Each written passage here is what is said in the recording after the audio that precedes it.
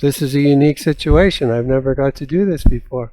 I've, yeah, I try to stay away from lectures, but a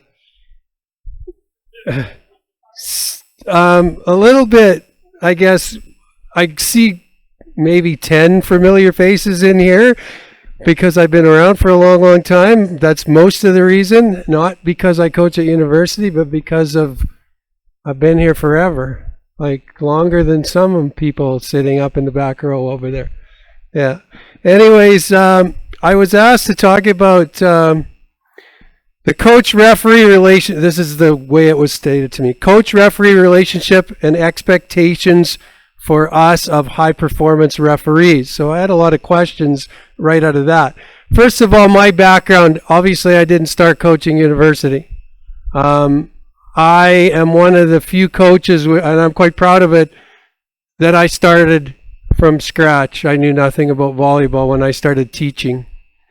And as a phys ed teacher, you learn how to coach everything. Obviously, I had played a little bit, but nothing past the junior high level. And I have done some officiating, and I've done almost every sport you can think of as a coach and a teacher. But volleyball kept pulling me in. And my experience is I have coached every level there is, including and having the opportunity to travel internationally and nationally, as well as I've made every province and territory in our country except New Brunswick for some reason has escaped me. All the other places I've played. So I have coaching experience, but I've also had the luxury of meeting officials in multiple sports, but especially our sport across the country. And now I deal with them on a almost weekly basis, at least across the 4 western provinces. And believe me, there is a difference. And those are some of the things I want to talk about because it's part of the relationship that grows between referees and coaches. So I got to ask a couple questions, show of hands. I have a kind of an idea, but they asked me to talk about my perception as a university coach. And I'm going, to be honest, how many people in here have refereed a University Canada West match? Okay, officiated in some capacity. So that's about 7 of you, right? And I've always listened to officials that that's what everybody wants to get to, or that's what we all try to achieve. Same as coaches. Every coach wants to raise their level of coaching. I know that's not true, but most of us want to be better and get better. And if university is your goal, then awesome. There's great opportunities in Western Canada. So, but the second part of that question was not just refereeing or what's the relationship between university coaches, high performance. And that was my question. To you as referees, what's high performance refereeing?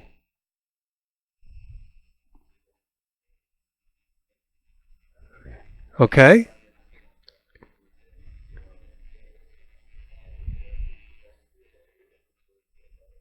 Is there a level that makes it high performance?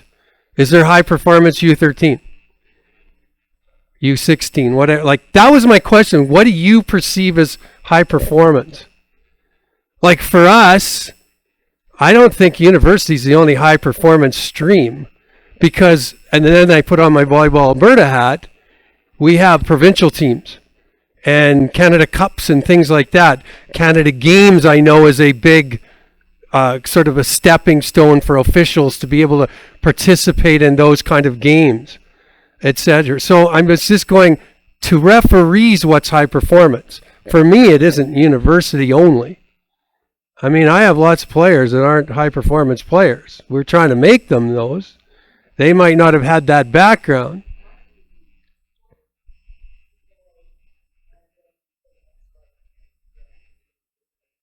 It used to be Canada Cup, yeah.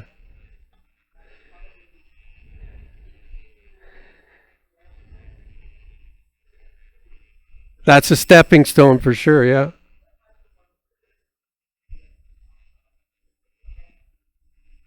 Okay. Okay. Well, that's what I was thinking. But when I was asked about university, and so I felt like, well, okay, I can talk about that because I've been part of all those things too. I've had the fortune. I started coaching provincial team in 1992. So I know some of you aren't even born. And I've been in this crazy outfit ever since.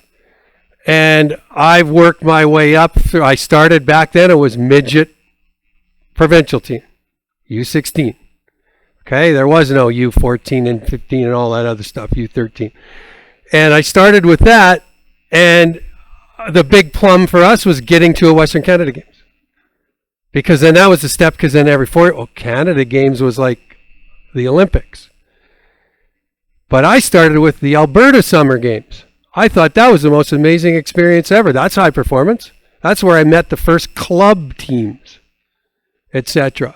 And I'm going, at that point in volleyball, Alberta Summer Games was the big plum. And then every 4 years there was a Western or whatever. And then Canada Game, all those things fall into place. So your opportunity to referee at those things creates your base or what becomes high performance for you. Okay, a little background for me was, understand I'm not just coming from the university thing, although that's what this is about, but I think there's relationships and different ways that you build relationship depending on the level that you're at or that you want to achieve to. So I want to touch on a few things I believe are different in high performance or the university level. Besides the obvious, the higher the level you referee or the higher level you coach, the faster, the stronger, the higher the athletes are. And so that changes the game. The game is faster. The things happen way quicker. Yet, if you look at the reverse, if I look at the rule book and calling, handling, etc., well, there should be way less handling, etc., because there's so much better athletes. And those are the things you deal with, because those are the things we get excited about or upset about, or all of the communication that we have across the court. The great thing, and I didn't just make this up because I was going to talk to a bunch of referees, we are very, very fortunate, and it was one of the things that's kept me in this sport for over 40 years, is the collegiality between the officials and the coaches. Oh yeah, we can have our little, but there is nothing like what we witness in other sports. Like, it's just different. I consider people in this room some of my friends. You know, I watch other sports and I hear them talk about, you know, referees running out of the gym after the game in case of, can't be in the same hallway and stuff. And I watch us, and like, I'll come to our game and Jason will come and sit down and we'll shoot the breeze for a while and find out about, how his daughter's doing as she moves up through the ranks. And I remember when we started a U13 volleyball team so they could play. All those things happen sitting before a game, just chit-chatting. And that's part of, I'm supposed to talk about the relationship. I really truly believe that relationships are built over years, and that's the tough part. How many of you are going to hang around long enough to get to know me as a coach? And how long am I going to keep coaching or have my job at whatever level I'm at, that we can create a relationship? We can create a relationship in one match, but we know that's not a real relationship. And that's the part of volleyball that I think is already nurtured by just our game. You talk about our game. Everybody's here for volleyball. You hear it in every symposium, every session. We're certainly not here. I've coached over 40 years, and I finally got compensated for that in the last 5. All right? And it's the same. If you guys are in refereeing for making money, you're not. It's getting better, but I'm sorry, you're not going to make your living, etc. Most coaches that I'm around all the time, there are 8 volleyball coaches in Alberta that make their living being a volleyball coach. And that's at the 4 universities. I know there's some of the colleges, etc., that have almost full-time, all those kinds of things. But in the end, in Canada, we know the scenario. So building relationships. I think at our level, it takes years. And you learn through the years. And in some cases, we grow up together. You're going to run into a group of coaches over and over and over again as you move up the levels. They're probably at the same time, or you keep running into them. I have the greatest story in the world because 2 of the people that started their refereeing careers were starting when I was starting my high school coaching career, and that's Jason and Stephanie. And there's a group of about 4 of those guys. I remember them being referees for the first time at the high school level. And now I watch them, and they're in every gym I go to, and they're the mentors, and they're at our university games. And now that they've built over 25, 30 years, they've built up their officiating to that point that they're at a high performance level. The fact that they are now the ones mentoring and helping. But I think for us, we grew up together, we helped each other. And we did not, like, they're sitting on the stand going, what's that dumbass doing as a coach? Because he has no clue what he's doing right now, or what kind of move was that, or whatever. And I'm looking at them going, come on, make a call, or whatever. We've gone through that. Plus, I think refereeing's changed over the years, too. And that development, all of you are going to have that opportunity. You're going to see that same person. And it isn't always rosy. I didn't always think they were good. I didn't think they were very good officials at all because I was a really bad coach and I was blaming everything on everybody else. And things were a little more lenient back in those days. Our mentors were cage rattlers and people walking on the court and freaking out, and, you know, just stuff has changed a lot. And I think it's because of our culture and because of our sport.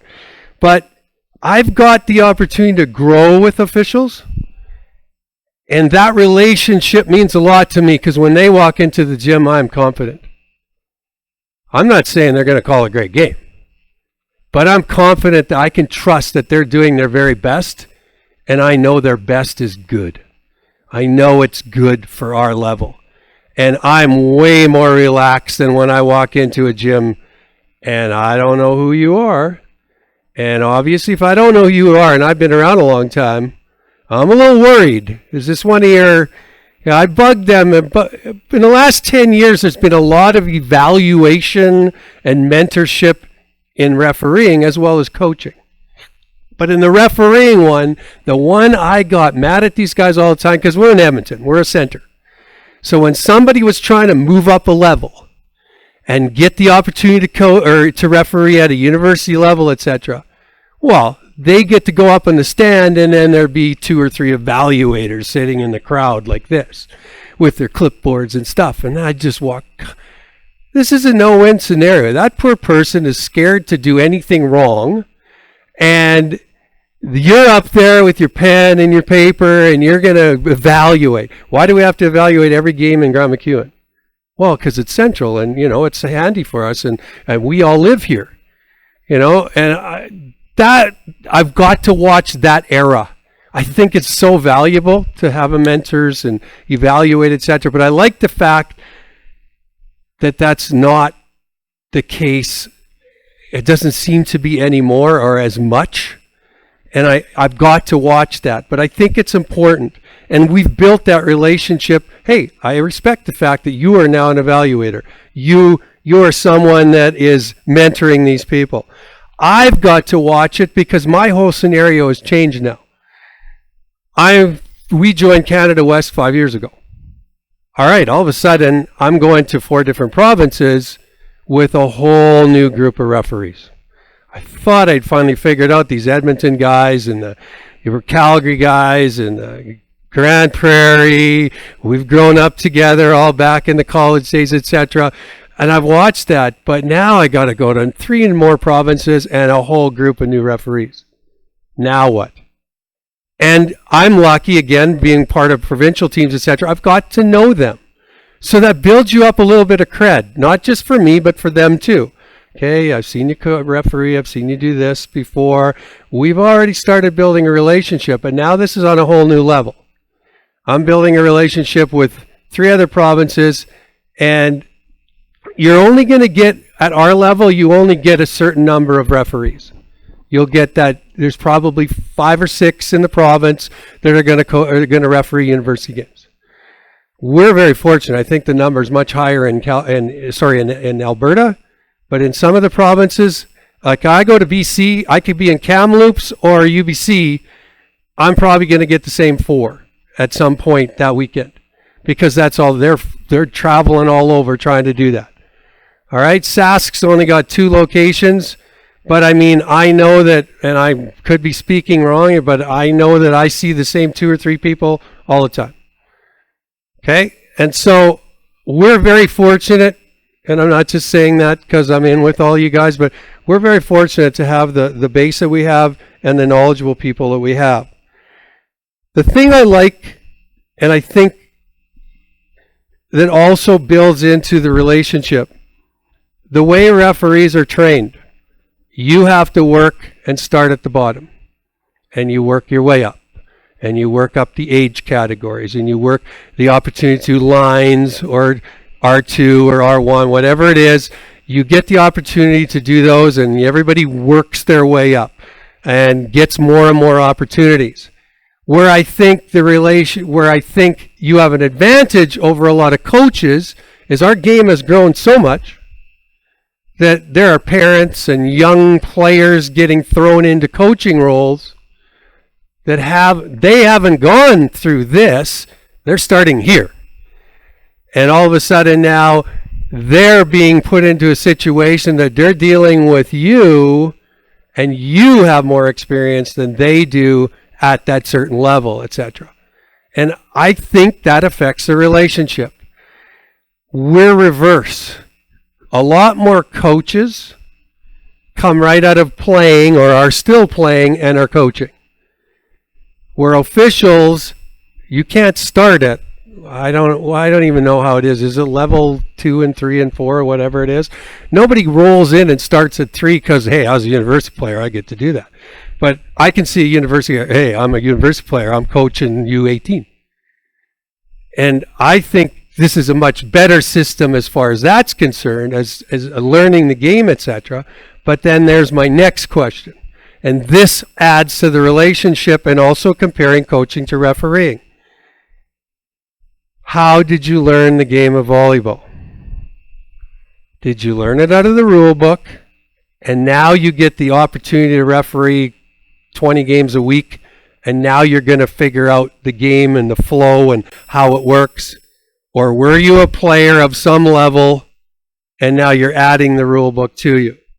And it's a rhetorical question, but I'm just stating, we know the officials that have not played or have not played to a very high level, because it's going to take them longer to figure out the nuances of the game, the timing, all those kinds of things. And so I think, again, it's a situation, it takes time to build relationships and trust in each other. All of you have a certain group of coaches you've run into more often than not. You already have a preconceived notion of what's going to happen in this match. This could go sideways. They're going to be fine. I trust that coach. I see how they treat their team. Things are going to go well. They aren't going to go crazy. But you also are prepared for the ones that you are anticipating are. And the same thing happens for coaches. There are still certain coaches or certain referees, and I don't care if they came from Jason and Stephanie's era, because there are some colleagues there. I know when I got them. I know when I'm getting into their head, or that they aren't comfortable, and they damn well know when they've got me, when I'm upset, or I'm not happy with what's going on here. And so depending on our relationship or how we handle the situation, that's all taken care of during the match or our experience. And I want to talk about, sort of continue on a couple of those things. And I've watched someone learn the game from the book. And it took them decades to understand the game. And to me, they're one of the best officials I can have walk into my gym. But for the first 10 or 15 years, I cringed because they don't understand the game. And if you want, jumping way ahead to something I wrote down at the end, if you want to be a better official and you've put your head at, this is the level I want to get to, then you need to watch as much volleyball as you can for that level. Even if that's off in the future, you need to watch the volleyball. You need to see and feel the flow and understand the game. You can know every rule and every word in the book, and I really appreciate that, and I'll give you a couple of examples.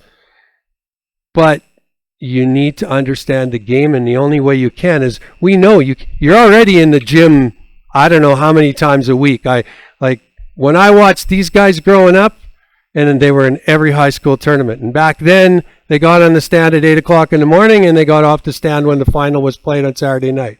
There was no cushy 2 or 3 matches in a row and you get a break. What break? We ran a glass of water to them on the stand after their 4th match. Those guys. But what's that? Oh, exactly. That was just common. And I look at that and I go, God, how did they survive? But also, just doing that level is not going to get you to where you want. You need to, if I need to go to college, I want to do college. You need to watch it. And today you're growing up in a society where every game's on YouTube or every site you can find. There's no game you can't find or games that you can't find. And I really think that's valuable in building up your experience, is watching games, even parts of game, whatever, just understanding the ebb and flow of the game, because you don't learn that from the book. Now, I think the growth of our sport has really magnified the need for trained coaches and trained officials, and you have to deal with those problems every week, every weekend. What's different about the university level, and I guess this is where I'm supposed to be, is you don't have to deal with that, because there's one difference between the university coaches to all the other coaches you have to deal with. And sometimes we wonder, do you understand that? And that is, we're paid professionals. Our job is to coach. With that job comes the job of winning, being successful. You want to know how I feel right now after the budget came down and we're starting to be informed about all the cuts and stuff like that? Well, in about the 5th sentence out of our athletic director's mouth was, you understand that we're getting to performance-based budgeting, so wins count. That's the most important thing.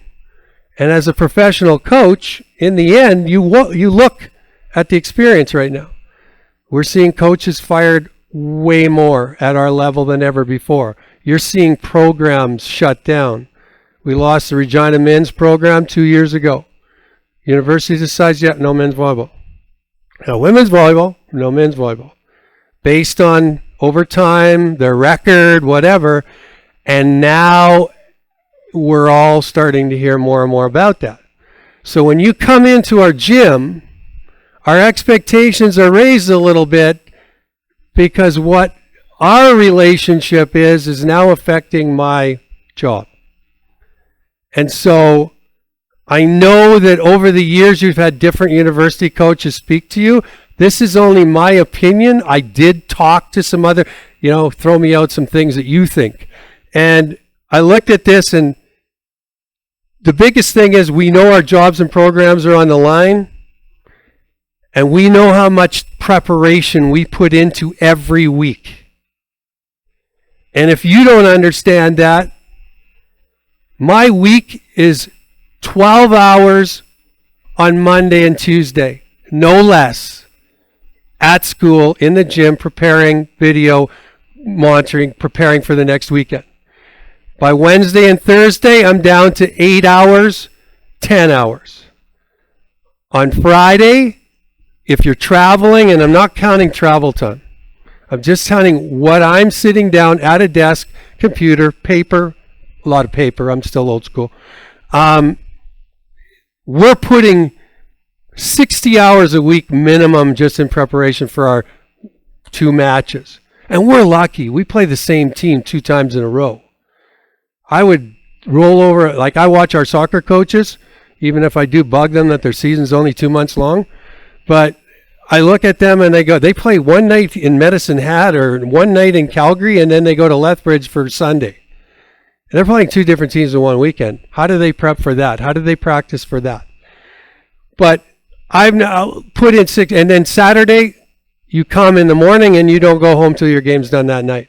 And then Sunday morning, I wake up and I spend 5 hours because that's the start of video and stuff for the next week. And I'm not exaggerating, and I'm not unique. You want to talk about video and stuff? Lori probably does double the time that I do because she has more toys and tools to play with and a bigger staff who gives her more stuff to look through. But then the question comes from the coaches at our level, what's your preparation for the university match? And I know, and I bug these guys all the time.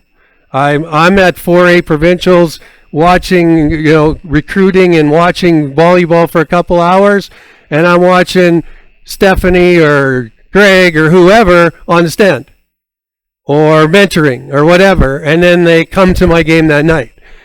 And I know you guys' job. I know how hard it is that you're in a high school gym and did 3 or 4 matches today, and then you're going to come and do lines at my match. Or you're going to be R2, or maybe you're R1, I don't know.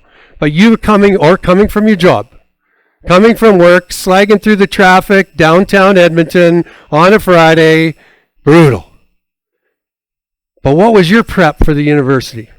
And we really appreciate the fact that you're not going to put in 60 hours to prepare for our match. But what do you put into it? And we notice it. And I wrote down a few things that I thought were part of that. How do you prepare, etc.?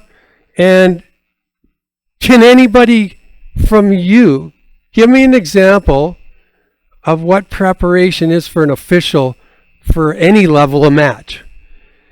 Because I know back in hey, I got to be there at 6. I got off work at 5:15, and I'm racing right there, and I run into the gym. Our level, it needs to be a little bit different, obviously. And believe me, we notice when people are late. And for us, late is, they're usually there an hour, 45 minutes minimum, but an hour before the game, because there are certain things that we have expectations for. But I want you to think about that, whatever level you're refereeing at, and because that brings in, what did you do to prepare for the match you're refereeing this today? Or linesing, or whatever, because I'll tell you what, I was going to mention it later, but everybody knows that's the toughest job in our gym. Those R1s and R2s, they get all the glamour. Those 4 guys are 2, in some universities or colleges, there's only 2 linesmen. That is the toughest job in the gym. At our level, that is the toughest job. When they walk in and all parade in at different times, that's who I'm looking at. Oh God, who do I know here? Who has this person ever been in this gym before? Do they have any idea what they're getting into? And I'm on the women's volleyball, and I'm not dissing women, but then amp it up a couple 100 kilometers, it seems, an hour of when the men's game's on and how hard they swing and how hard they serve. And I'm coaching, and I'm standing next to the sideline, and of course I got my opinion, but I'll be honest, 3 out of 4 times I have no clue if that was in or out. God, that looked close. What do you think? Yeah, well, I'm hoping you're on our side, because it happens so fast. I would be a horrible lines person. Yet I'm all over you if I think you're wrong. But I understand it. What? Hey. Good to know what? Oh, yeah.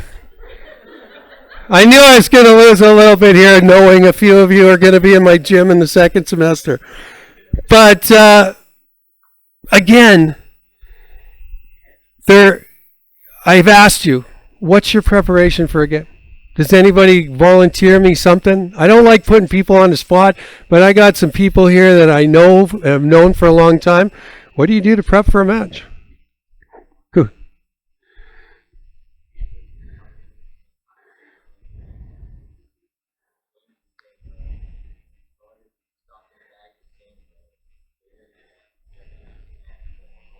Yeah.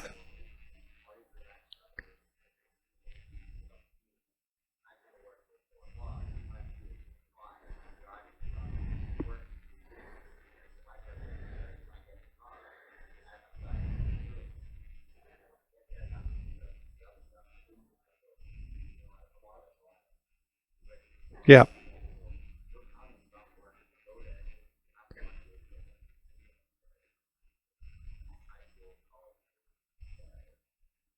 Well, that totally makes sense to me. So now I'll not be quite so worried about that you have a routine. That makes sense. Jim, what were you going to say?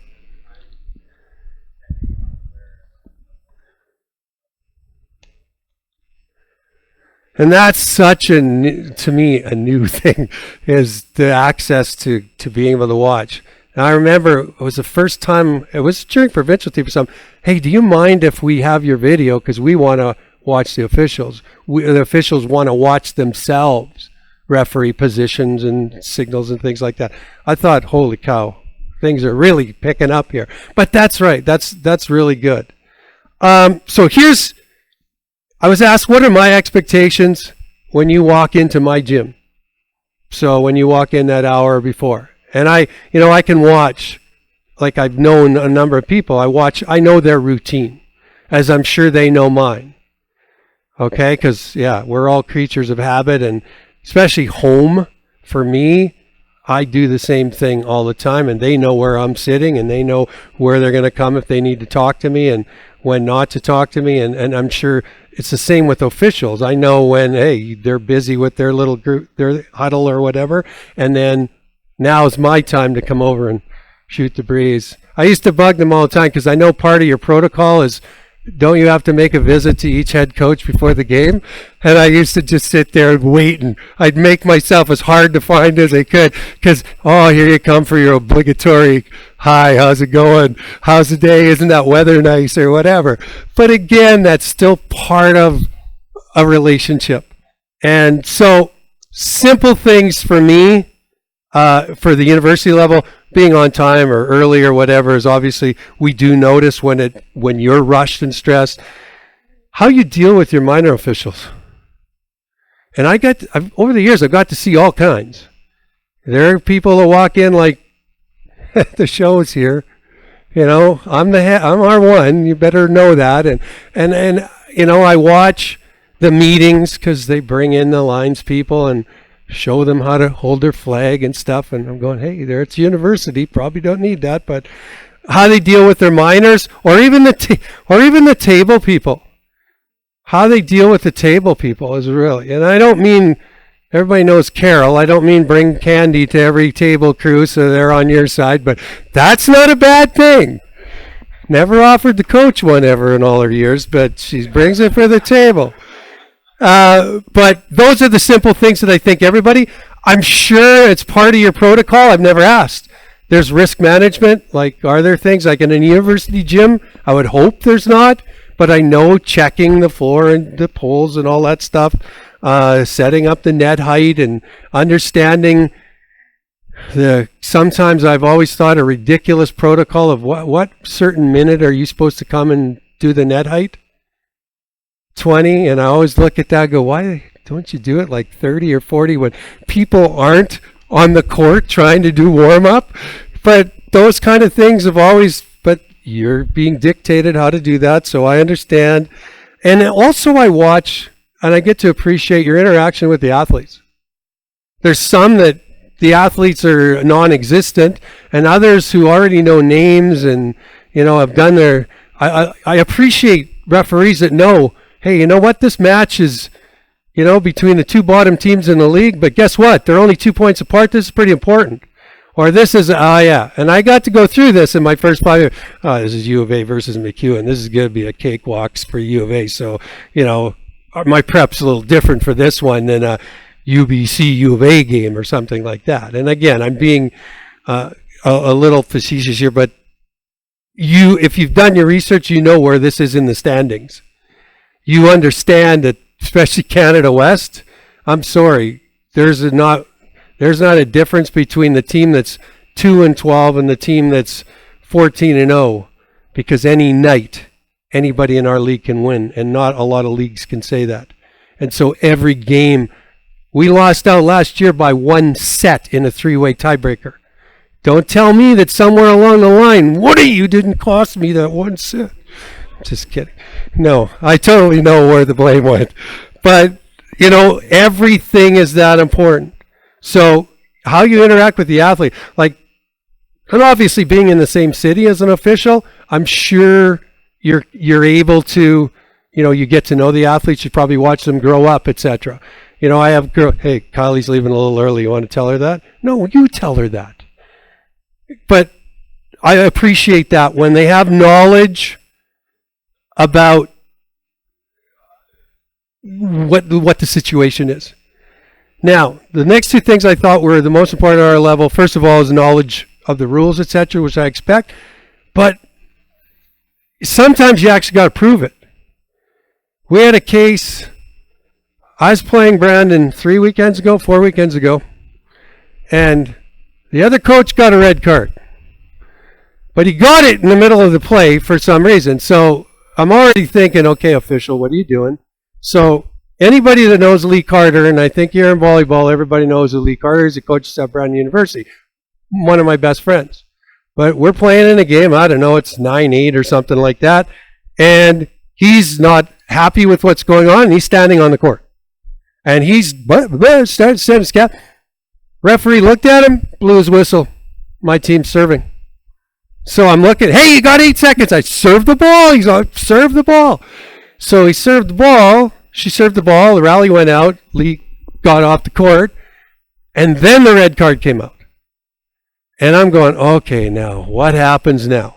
Because I asked these guys the next week, I saw Jason next weekend, how did they figure out, okay, so does the same server on my side get to serve because we won the point? Or they won the rally, so then does that mean who rotate? And they knew, right, wait, boy, this is going to happen, this is going to happen, this is going to happen. No clue. And I'm going, that's the trust I got to have. I'm kind of ticked. Why didn't you just slap out the red card right away instead of making it go? But in the end, they knew exactly what to do.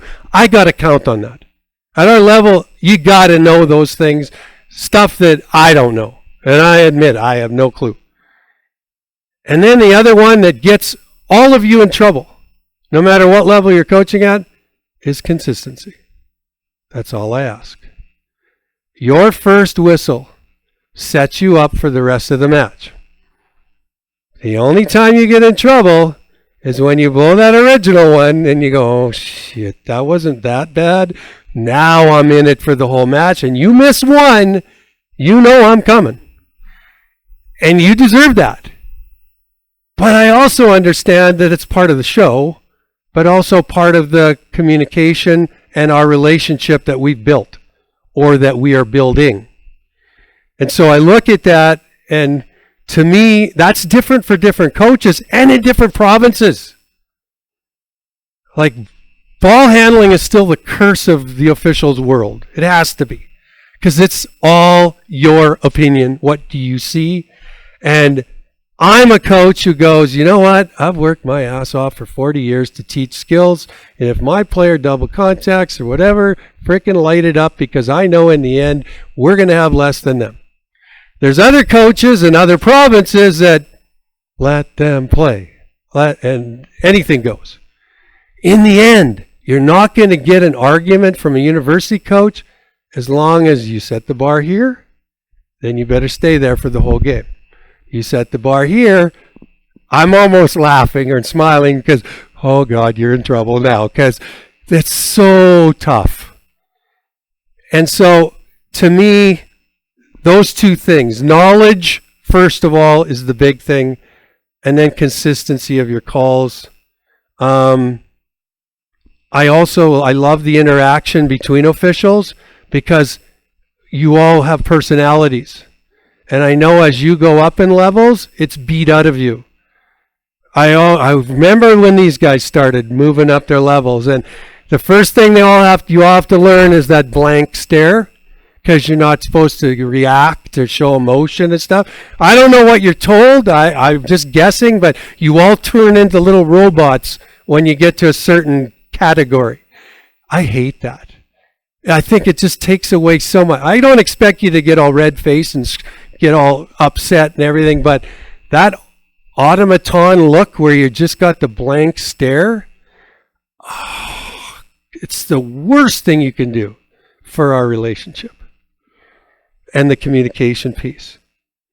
So how the coach-referee interactions should go, that was one of the things that Jim gave me. And I said, okay, first of all, I watch the relationship between the R1 and the R2. Because a lot of times, not so much at my level anymore, but even when I was in college, the girls' game always gets the newbie, and the experienced mentor down, and then the men's game, the big guy steps up and does the men's game. I'm being biased, but I'm also speaking from experience as a women's coach for umpteen billion years. There is a difference. The coaches I respect are the ones where I don't see a difference. And so those are things that you have to learn through experience. And so there's communication between the R1 and R2. I know when we're in good hands, and I know when we're, okay, they're just carrying this person through this one. And that communication piece is with me, but also with the team. Because your R2 is usually the one that's giving a little bit of feedback. Hey, you're leaving a little early. Hey, Ken, watch rotation 6, or da-da-da-da-da. All those kinds of things. It's the R2 that's usually passing that. Or it's the R2 that's going to bail out the R1 if they maybe miss something. They're signaling, or, I count how big a trouble you're in by how many times the R2 comes over for a talk. Those little things we watch all the time. And you're just going, wow. Or the R2 that's giving her one of these, not even making eye contact to R1. God, you made a bad call. I'm not even looking. I have no idea what you're calling right now, but I'm not part of this team anymore. It's that relationship I think is important. But the most important thing, I think, is I call it subtle communication between the coach and the R1 during a match. Because that is the part that I didn't like, the robot face. I need to have a conversation without talking. We need to make eye contact. We need for you to admit when maybe that one, and when you give me that little, then what am I going to do then? Can I keep ranting on you? No, you just said, yeah, I probably could have called that. Might not have, but probably could have. Just acknowledging the coach simmers so many situations. It's the people that don't, hey, we're not supposed to do this. You have a personality. We all know when you've pissed the coach off, but also we know when you're upset. And I know, and we all get to know you through experience, who's going to get even. There's the get even officials. There's the, oh my God, I better not screw up again. And we know they're a little nervous. And it's the same for us coaches. But to me, that subtle communication and the relationship we build during the match starts with eye contact, starts with body language. We know when you know you've made a mistake, and you know when we screwed up. Acknowledge that. Doesn't have to be, oh, buddy, yeah, no, but that eye contact means everything.